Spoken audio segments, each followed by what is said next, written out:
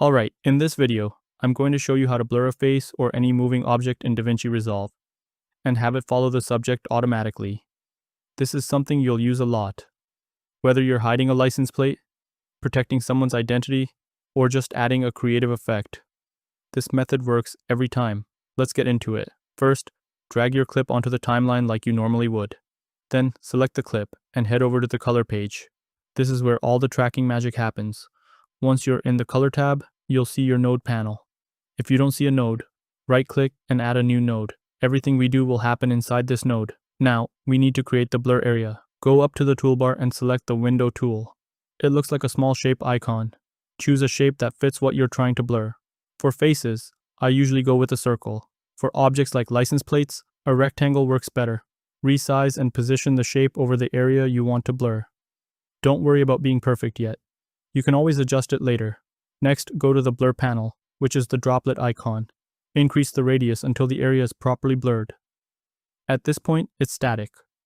If your subject moves, the blur won't follow yet. So now we fixed that. Go to the tracker panel.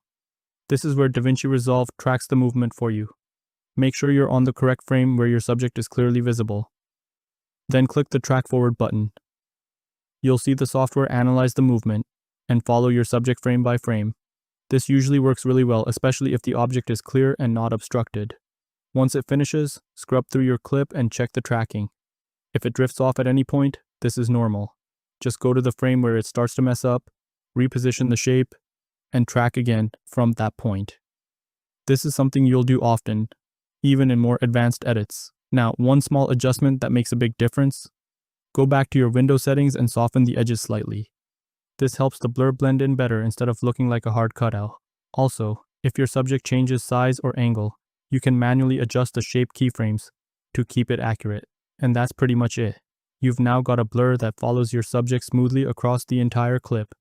Once you get used to this workflow, it becomes second nature. And honestly, this is one of those skills that instantly makes your edits look more professional. If you found this helpful, consider subscribing.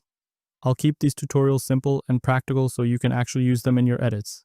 See you in the next one.